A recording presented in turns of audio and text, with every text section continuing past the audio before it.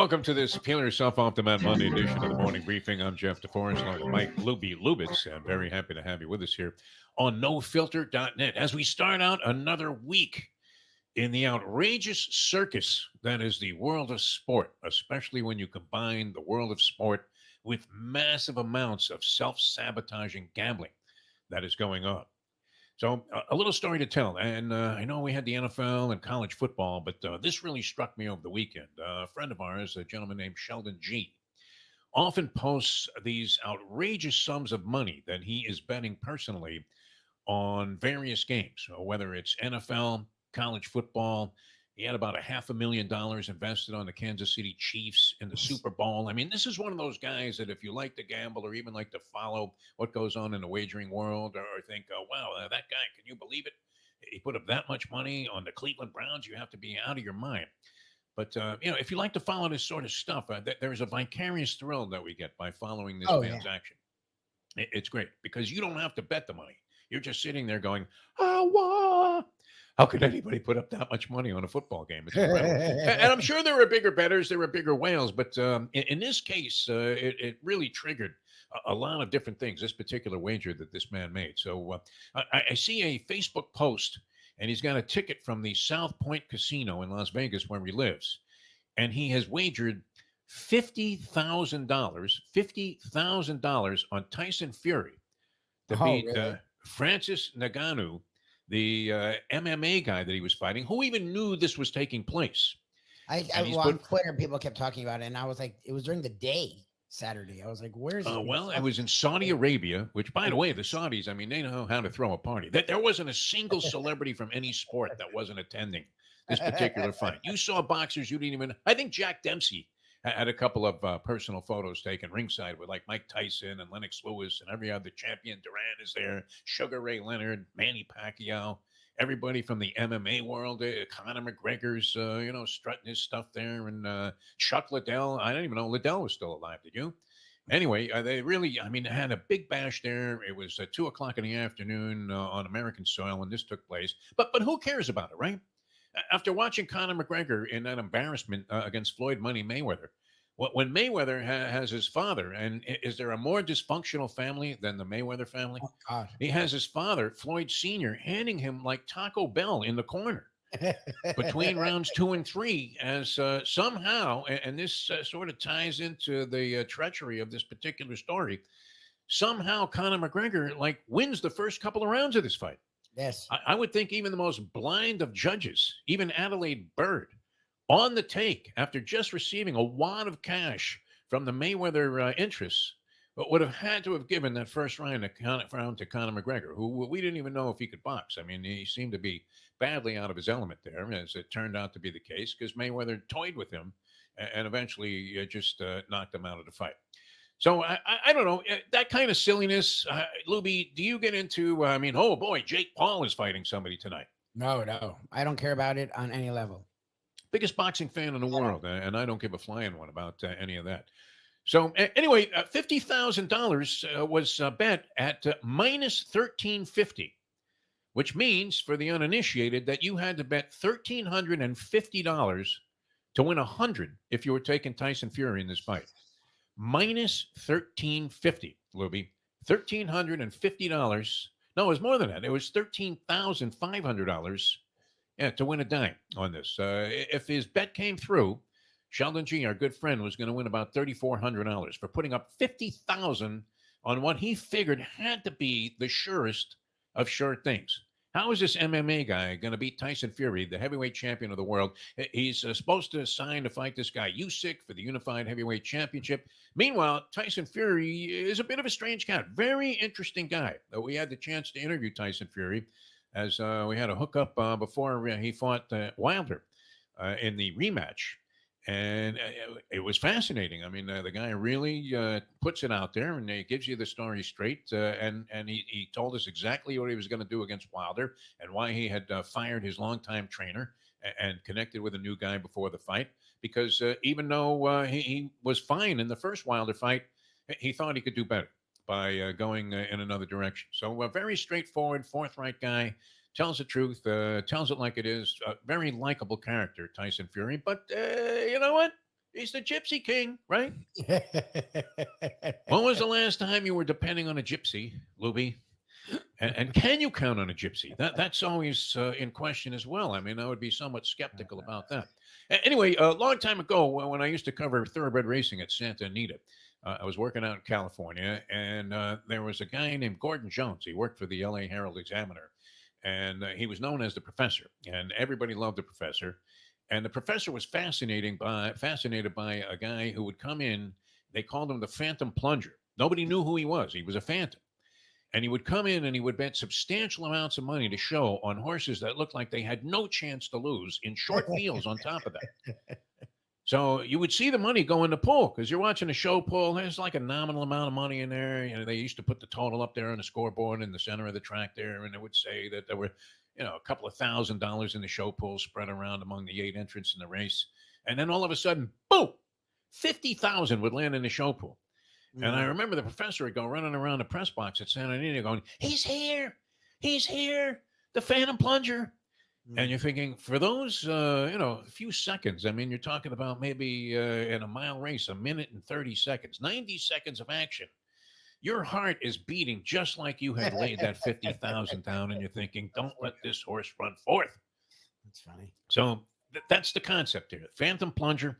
He's all in 50,000, short thing. He's going to make $3,000 for letting his 50,000 ride for essentially, I don't know, how many rounds did they go in this fight? 10? I'm thinking maybe 12. I doubt they went 12 rounds. And so for a half an hour, you're going to let 50,000 ride to make essentially 6% on your money. Lubie, is that a sound investment? Or would you have been better off finding any cockamamie scheme that you could get your hands on and throwing a 50 grand down on that and have just as much of a chance? So I mean, the Phantom Plunger, unfortunately, one day for him, he put $100,000 on this horse called Lemhi Gold, who had just won a stakes race in his first appearance on the track. And he's running in the slop at Santa Anita, and he's in a 5-horse field. And in a blanket finish for the win, he ends up 4th. And that 100,000 just dissipates into thin air. And I'm talking about, this is back in the 70s. So it would be the equivalent of like 600-700 grand today that this guy just had to eat. Ugliness, right? Like gargling with cod liver oil. That has to leave a bad taste in your mouth. Because to go ahead and succeed to get your money back, you would have to hit that same bet 20 more times. Yeah. So what happens in this fight, which I didn't, I knew it was taking place. I don't get ESPN Plus, so I wasn't able to watch the fight. I don't know that I would have been inclined to dedicate a beautiful Saturday afternoon to watching Tyson Fury and some MMA guy. Like I said, I mean, did the McGregor thing with Mayweather not turn out to be just a complete farce? Yep. Mayweather was retired already for a few years. At least Tyson Fury has only talked about retirement. And you're thinking Tyson Fury is going to kill this guy, no? Yep. There's no chance. They're boxing. It's not like if it was MMA, maybe Ngannou has a much better chance. You're not expecting this guy to show up and look like he was Muhammad Ali in the ring in his prime. And sure enough, what happens? This 50,000 is riding, and there's Tyson Fury, and he's on the deck in one of the early rounds. He gets knocked down with a clean shot. Just looked like Smoking Joe Frazier, for that matter, when he knocked down Ali in the first fight at Madison Square Garden. Which, by the way, I mean, was Ali not kind of finished at that time? I guess both guys were past their prime when they got to actually meeting for the first time. And then, they had the famous trilogy. And then on top of that, they go to the scorecards at the end of this. Now, a lot of people are thinking Ngannou won the fight. Sheldon G's got $50,000. I mean, with wings on it. Ready to fly away into the distant setting sun. For what? For the chance to win $3,000, Lubie? You have to be kidding me. That's and I don't know, how sick would you feel? And they go to the scorecards, and he announced, and the famous ring announcer, Jimmy Lennon Sr., who I got to know, very distinguished gentleman. Most people are familiar with Junior, his son. But Jimmy Lennon was one of the greats of all time in any venue in terms of being stadium announcers, ring announcers, announcers of any type. And he had confided to me a long, long time ago. He said, you know what, Jeff? As soon as you hear me say, ladies and gentlemen, we have a split, that's your time to split. You want to get out of the arena as fast as you can because it's going to be a screw job. And people are going to start throwing shit. That's the way that goes. This was the Olympic Auditorium in Los Angeles, California. They weren't afraid to throw beer bottles. In fact, old kegs would come down from the upper deck. You had to duck right under the ring. That was the only safe place to be. So it comes down to a split decision, Lubie. And fortunately for our man Sheldon G, we don't want to see him lose 50,000 just to have a good story here. They give the nod to Fury amidst the wild protest and outrage that was expressed by everybody in the crowd.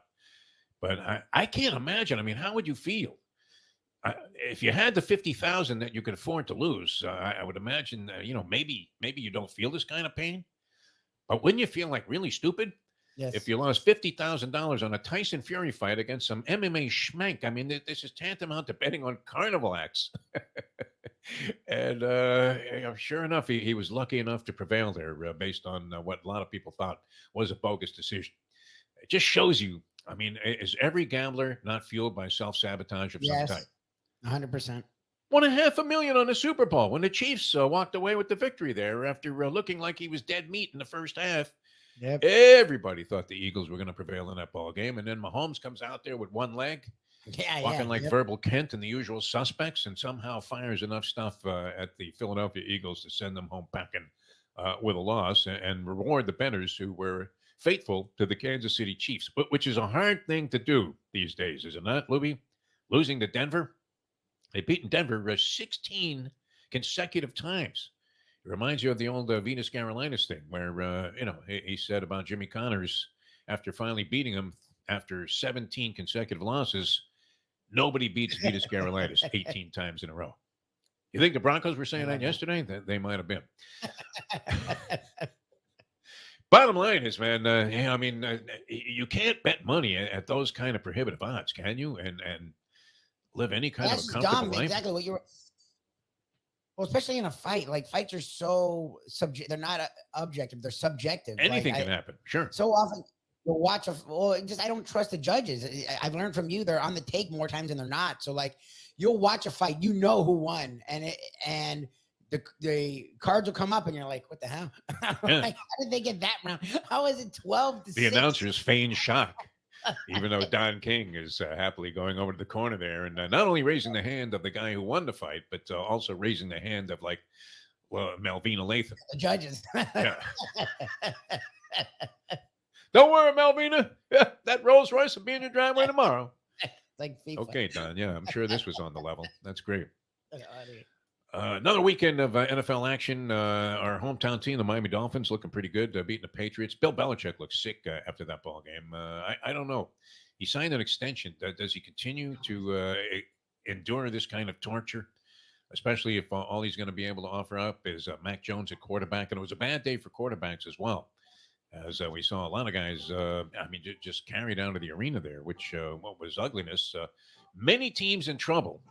And you would have to think, how weird was it, too, that the Giants had the Joe Pesci character from Goodfellas playing quarterback at the end of that game? Tommy DeVito. Funny how? I thought I heard him yell that as one of the signal calls. Funny how? And then he threw another backwards pass as the Giants rallied for all of -9 in passing yardage in their game against the New York Jets. Maybe the ugliest game played. I mean, there have been some bad ones, but could that have not qualified among the top 10 as the ugliest games played in NFL football history? Yeah, it was 10-7. It finished what? Did it finish 13-10? 13-10 in overtime. What was the final there? The other players were doing the Kazatsky at halftime. 24 punts in the game, most in 25 years. 16 3-and-outs, 4 for 34 combined on third down. 0 for 18 on third down conversions, the two teams in the first half alone. Imagine you had like a personal seat license to see Giant games and you had to witness this garbage. That's wow. I mean, it's amazing that Roger Goodell wasn't thrown in that Trump fraud case, right? And saying, hey, you know what? While we're at it, what about this guy? What kind of garbage was that, Raj? All right, we had a lot of fun being with you. I hope you guys had a great weekend. I don't know, 50 dimes to win 3,000, Lubie, in any circumstances. Somebody told you right now, if you can find $50,000, I'm going to let it ride for a minute and a half. I'll give you $53,000 back. What would you think? If there were no strings attached, you didn't have to have Tyson Fury win a fight for you. Oh, I guess. I don't know. Phantom plunger, my friend. I don't know that I have the strength. I don't have the inner fortitude to endure something like that. That's crazy. Plus, I don't have the 50 grand. All right. We'll see you next time. Thanks so much for tuning in to today's edition of the morning briefing. For Mike Lubie Lubitz, I'm Jeff DeForest, and we'll see you next time on NoFilter.net.